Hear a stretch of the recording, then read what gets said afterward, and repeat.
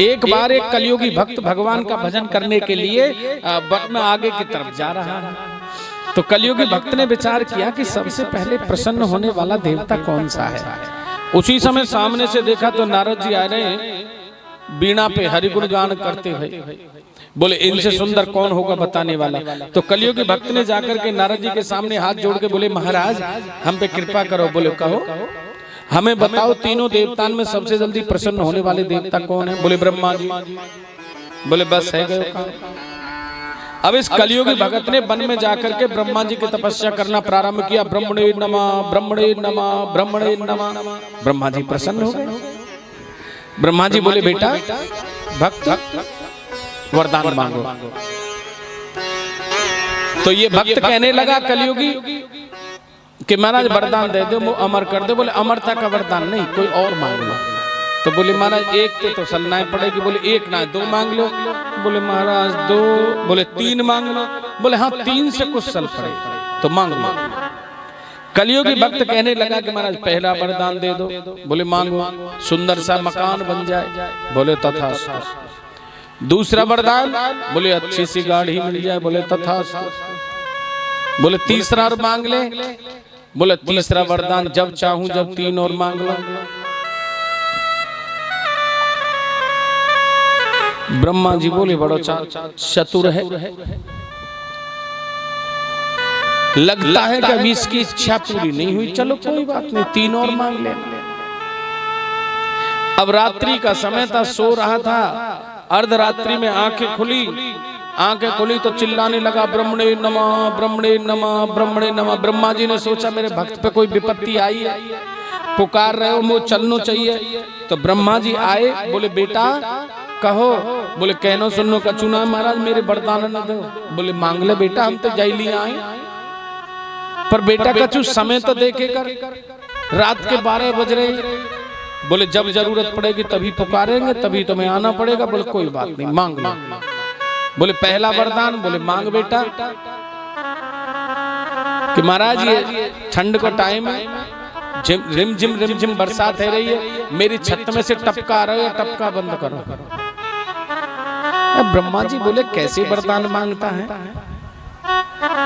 अब मुझे डेंटर भी बना दिया पेंटर भी बना दिया। बोले कोई बात नहीं। ब्रह्मा जी ने दृष्टि डाली तो दृष्टि पड़ते ही टपका बंद है गए। ये कलियुगी भगत है। फिर बोले बेटा दूसरा वरदान और मांग ले। बोले दूसरा वरदान दो ठंड पड़ रही है ऊपर से टपका पड़ रहा है मेरे ऊपर। अरे मोई सर्दी लग रही है रजाई ओढ़ना भूल गए मेरी रजाई ओढ़ाओ। भगवान बोले ब्रह्मा जी बड़े चक्कर में फंस गए। बोले कोई बात ना ले भगत तेरी रजाई भी उड़ाएंगे तेरे छत का टपका भी ठीक करेंगे या तीसरे वरदान और मांग ले। तू भी राजी और हम भी राजी। बोले महाराज दे दो तीसरा वरदान। बोले मांग ले। बोले जब चाहूं जब तीन वरदान और मांग ले। अब ब्रह्मा जी समझ चुके हैं कि मैं फंस गया इसके जाल से अब मैं निकलने वाला नहीं। ये तो लास्ट के वरदान में यही मांगे जब चाहूं जब तीन वरदान और मांगू तो या पे तो नहीं सुलझ हो जाएगा। सीधे भगवान गए विष्णु के पास। ब्रह्मा जी बोले महाराज बचाओ बचाओ। भगवान विष्णु बोले का भयो। बोले महाराज एक ऐसो कलियुगी भक्त भिड़ गए वाने तीन वरदानन की कही मैंने की बेटा मांग ले तीन और तीनन में वाने 9 वरदानन मांग ली और फिर भी पेट नहीं भर। बोले बात क्या है। बोले 2 वरदान ऐसे मांगे संसार के कभी मकान कभी गाड़ी और कभी मांगता है बोले टपका बंद हो जाए कभी कहे मुझ रजाई उड़ा दो। वरदान भी तो अच्छे नहीं मांगे। बोले अब की बार जब वो तुम्हें पुकारे तो तुम मुझे याद कर लेना मैं सरस्वती को भेज दूंगा उसकी जिब्या पे बैठ जाएगी और तुम्हारे तीनों वरदान में वो मांग लेगा। बोले महाराज बड़ी कृपा आपकी। भगवान विष्णु कहते हैं कि हे ब्रह्मा जी और भोलेनाथ मैं तुम्हें दोनों को समझाता हूँ इन कलियुगी भक्तन के चक्कर में मत फंसे करो। छोड़ो थोड़ा सा विचार करके वरदान दे करो।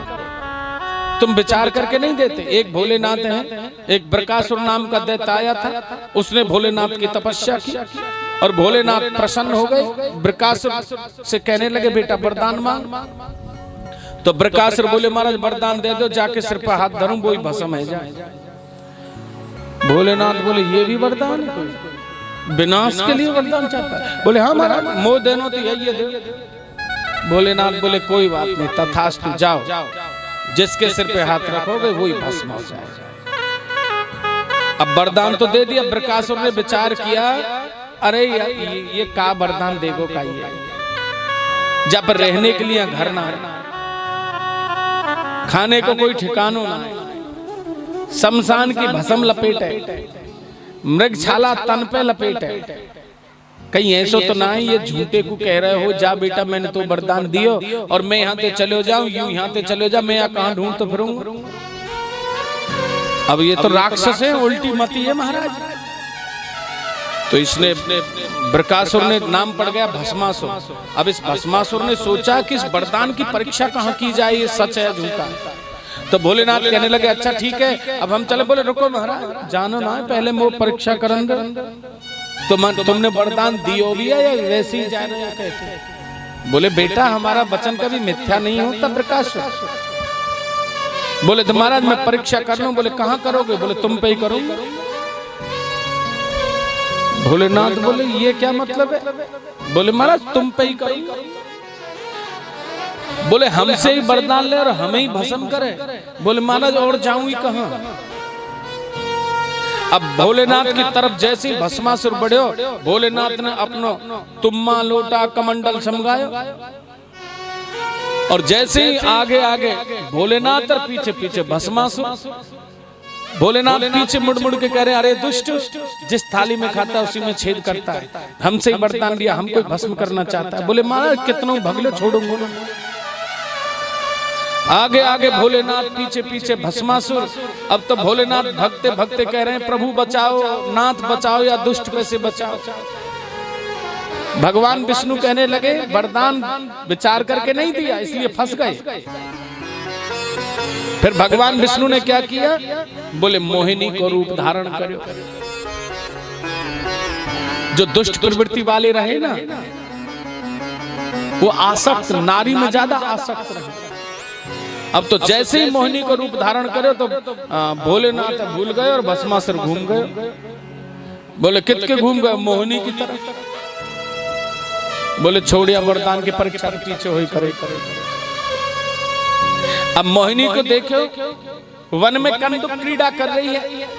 भगवान विष्णु इतने सुंदर बन गए, इतने सुंदर बन गए, अरे भस्मासुर की मति को हर लिया मेरे प्रभु ने, भगवान विष्णु ने, और ऐसी मति को भ्रष्ट कर दिया कि बस भोलेनाथ को छोड़ दिया और मोहिनी के पास आकर के बोले दीन भाव में, मोहिनी सुंदरी तुम्हारा पता क्या है? तुम कहां से आई हो? तुम्हारे माता पिता का नाम क्या है? बोले हम तो अनाथ हैं, ना हमारा कोई माता है ना हमारे कोई पिता है। तो बोले इस वन में, बोले हम तो खेलती कूदती आए। बोले हे प्रिया हम तुमसे विवाह करना चाहते। बोले हमसे विवाह वो करेगा जो हमारे जैसा हो। बोले तुम्हारे जैसा कैसा हो? बोले हम पे नृत्य करनो आवे, हम पे गानो आवे। तुम पे नृत्य करनो और गानो आवे? बोले ना गानो आवे ना नाचनो आवे, हम पे तो मारनो तो आवे। बोले मारनो तो दुष्टन को काम है, मारने तो नहीं, हमें तो नृत्य चाहिए और गानो। बोले चलो सिखाओगी तो गा भी लेंगे और नाचना सिखाओगी तो नाच भी लेंगे। बोले ये भी बात ठीक है, तो मेरी तरह नाचो। अब मोहिनी नृत्य कर रही है, वैसे ही महाराज भस्मासुर, कामी लोग जो होते हैं ना, वो माया के जाल में ऐसे ही नाचते हैं। जिंदगी बीत जाती है नाचते नाचते, आंखें नहीं खुलती, कभी कभी रो के नाचे, कभी हंस के नाचे। जिंदगी नाचने ही नाचने में चली जाए और जब बुढ़ापो आवे, जब आंख खुले, मैं तो माया के चक्कर में ऐसो डूब गए। राधे ये माया ऐसी है जिसके चक्कर में फंस करके पूरी जिंदगी नृत्य करते हुए निकल जाती है, और जब आंखें खुलती हैं तो फिर सिवा पछताने के दूसरा कुछ हाथ नहीं लगता। मोहिनी नाच रही है और उसके जाल में फंस करके भस्मासुर भी नृत्य करने लगा। मोहिनी ने जैसे ही सिर के ऊपर से हाथ घुमायो, अब भस्मासुर भूल गए, बाने भी सिर के ऊपर हाथ घुमायो और मोहिनी ने अपने सिर के ऊपर ऐसे हाथ घुमाए और ऐसे रोक दिए। अब भस्मासुर ने भी घुमायो और सिर के ऊपर जैसे ही हाथ रोक्यो तो जल के भस्म है। तत्काल भगवान अपने रूप में आके भोलेनाथ जी से बोले, ऐसी गलती दोबारा मत करना, अब की बार तो बचा लिए। अब ब्रह्मा जी भी ऐसे, रावण कुंभकर्ण ने देखो मन तपस्या करी, विभीषण ने, तीनों भाइयों, और सभी ने जैसे जैसे वरदान मांगे ब्रह्मा जी प्रसन्न है कि देते चले गए। कुंभकर्ण से कही पुत्र तू भी वरदान मांग। कुंभकर्ण बोले दे दो वरदान। बोले मांग बेटा, तेरी तपस्या से बड़ा खुश हूं। बोले 6 महीना खाऊं और 1 दिन सोऊं, ऐसो मांगनो चाहे। मन में विचार आयो कि 6 महीना खाऊं और 1 दिन सोऊं, ऐसो वरदान मांगो।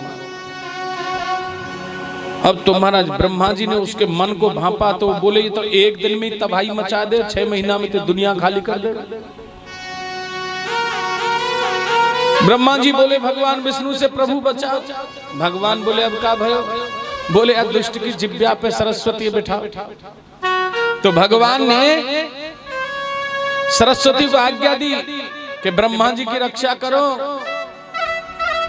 तत्काल सरस्वती जाकर के और कुंभकर्ण की जिब्या पे बैठ गई।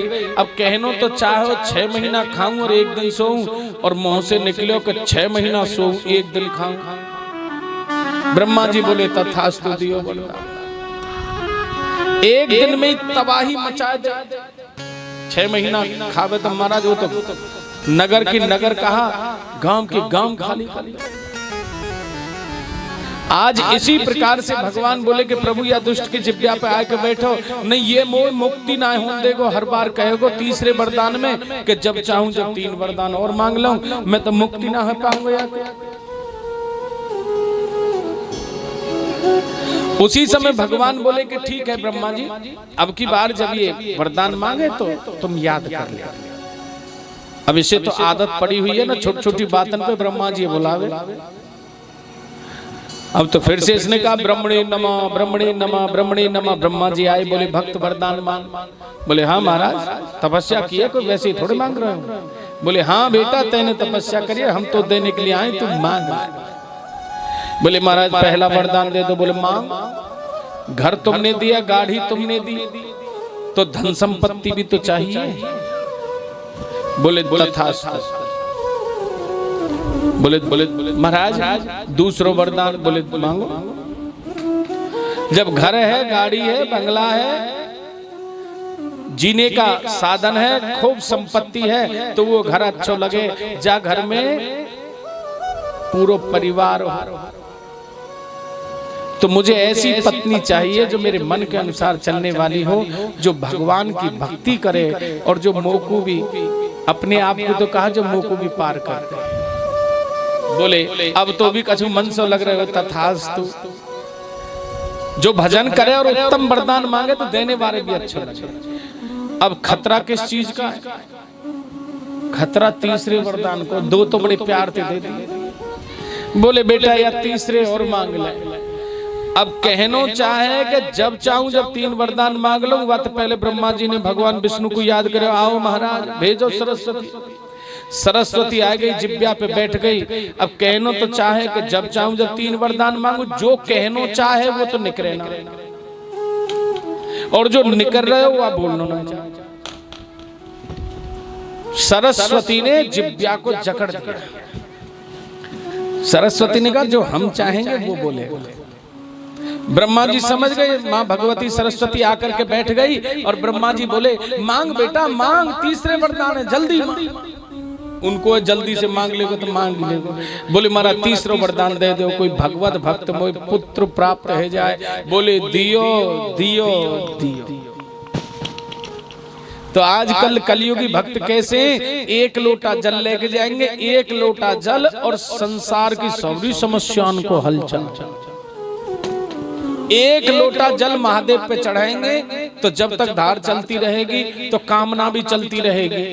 मेरा बेटा नौकरी लग जाए, मेरे पति की आयु लंबी है जाए, मेरे घर में जो बीमारी है वो भी धुल जाए, धन संपत्ति भी मिल जाए, मेरे भैयान को व्यापार ना चल रहा है वो भी चल जाए, मेरे मैया और बाबा ठीक हो जाए। एक लोटा जल में पीहर तक की राधे राधे। माई के ससुराल एक